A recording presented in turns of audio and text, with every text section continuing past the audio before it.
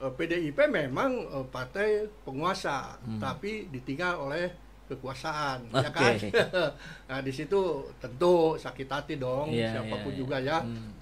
Partai yang membesarkan, yang dibesarkannya ya tidak loyal, ya, tidak memberi suatu dorongan yang lebih positif untuk partainya, tentu marah gitu ya. Nah, saya pikir di sini tidak ada yang salah ya, ketika kalau PDIP bisa bergabung dengan irisan-irisan dari para tokoh ini untuk menyelesaikan permasalahan intervensi tadi dalam tanda kutip. Di luar konteks hukum, barangkali bisa kita melihat ada kemudian bertemu titik yang sama antara PDIP dengan para tokoh-tokoh kritis lah selama ini dalam mempersoalkan Gibran sebagai wapres.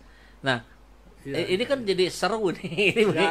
Yang selama ini barangkali tidak berhubungan sama sekali antara tokoh-tokoh kritis dengan PDIP, sekarang ada titik yang sama.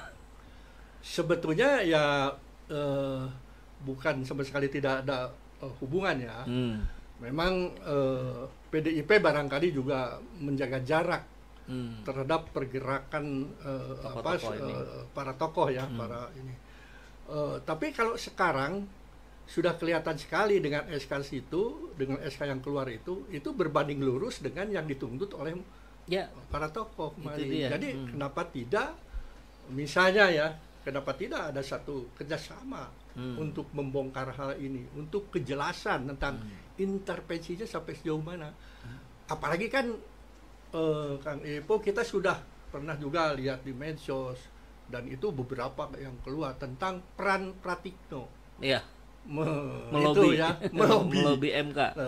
Itu kan sampai sekarang tidak ada bantahan yang cukup memadai dari Pratikno. Apa yang dilakukan Pratikno terhadap Anwar Usman dan kawan-kawan dan apa saja dan apa kepentingannya kan? Pratikno itu sekneg ya, dan ya tidak ada kepentingan sih sebetulnya, tapi bahwa dia menyuruh Pratikno misalnya ya, kalau ini memang terbukti terjadi, ya itu sangat mungkin. Kenapa ya? Namanya juga sekneg bisa mewakili untuk kemana saja. Itu.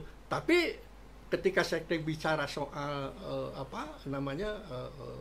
kepentingan di Mahkamah Konstitusi, itu sebetulnya tidak ada urusannya. Ini kan lembaga tersendiri, ya, yang tidak boleh begitu saja diintervensi, begitu saja diminta ABC, walaupun itu yang mintanya presiden misalnya, ya, seperti itu ya bisa dibuka lebih. Jadi imbasnya nanti bisa kemana-mana, Pratikno juga bisa kena gitu ya. Yang menarik juga adalah ketika tadi ini para tokoh-tokoh kritis kemudian bertemu sekarang dengan irisan yang sangat besar. Kalau sebelumnya mungkin kecil, sekarang membesar.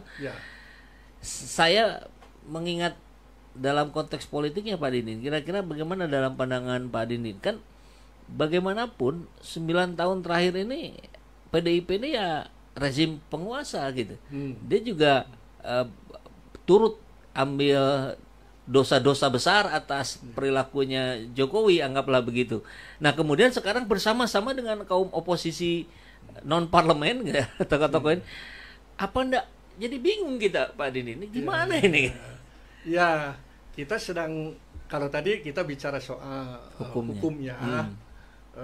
Kalau dari aspek politik ya tidak perlu bingung, tidak perlu harus pusing dengan melihat ini. Ya, politik sangat dinamis sekali ya, fleksibel, dinamis. Jadi PDIP memang partai penguasa, tapi ditinggal oleh kekuasaan, ya kan? Nah, di situ tentu sakit hati dong, siapapun juga ya. Partai yang membesarkan, yang dibesarkannya ya tidak loyal, ya, tidak memberi suatu dorongan yang lebih positif untuk partainya, tentu marah gitu ya. Nah, saya pikir di sini tidak ada yang salah ya, ketika kalau PDIP bisa bergabung dengan irisan-irisan dari para tokoh ini untuk menyelesaikan permasalahan intervensi tadi dalam tanda kutip, karena ya tadi seperti kita katakan bahasa intervensi, bahasa cawe-cawe itu udah lama dan itu para tokoh itu dari masyarakat ya biasa itu dan mereka sudah berjuang habis-habisan untuk itu. Tapi ketika partai ceritanya akan lain.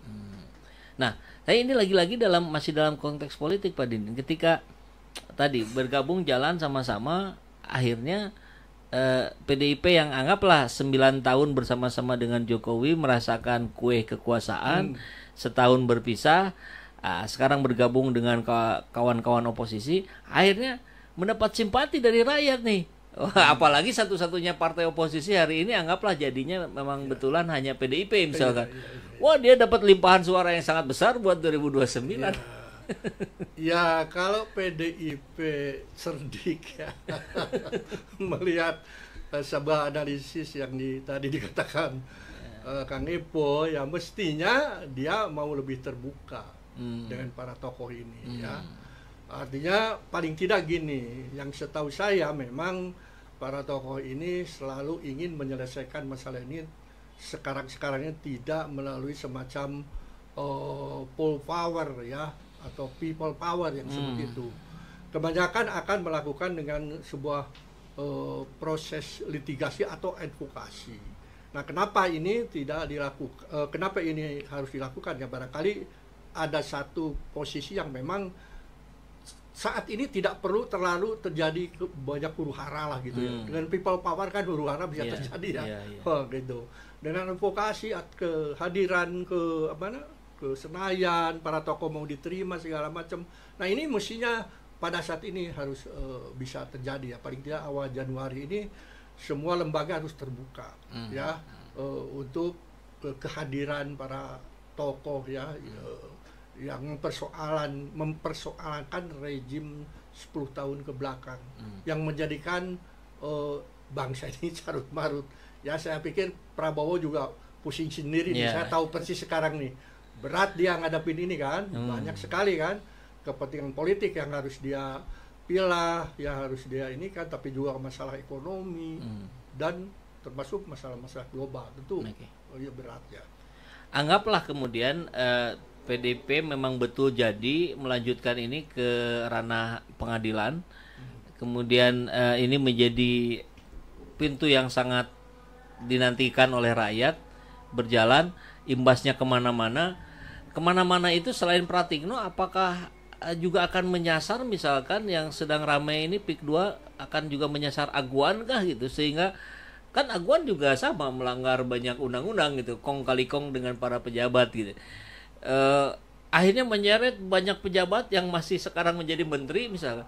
Apa nggak kacau balau ini negara ini kalau banyak pejabatnya kena? Saya pikir istilah kacau balau mungkin enggak ya Pak. Enggak. Tapi justru yang kita harapkan ini ada upaya dari penguasa sekarang, rejim sekarang untuk menata ulang, dan tentu ini tidak mudah. Saya katakan kan tadi tidak mudah bagi Prabowo. Nah, tapi ini harus dilakukan. Tentu akan ada gejolak. Gitu loh maksudnya. Ya, gejolak ini mesti ada. Karena bagaimanapun juga nanti yang berproses harus berproses misalnya karena SK PDIP itu berproses hukum, tentu ada mantan penguasa yang harus berhadapan dengan hukum misalnya. Ada juga pengusaha yang juga barangkali terlibat di situ, ya kan? Konteksnya memang betul bisa kemana-mana karena kan namanya politik, ya kekuasaan, ya apabila ada kepentingan begitu kan mana ada makan siang yang gratis gitu. Lalu banyak orang bertanya-tanya, ya dalam konteks intervensi itu apakah intervensi memaksa seperti itu atau bagaimana?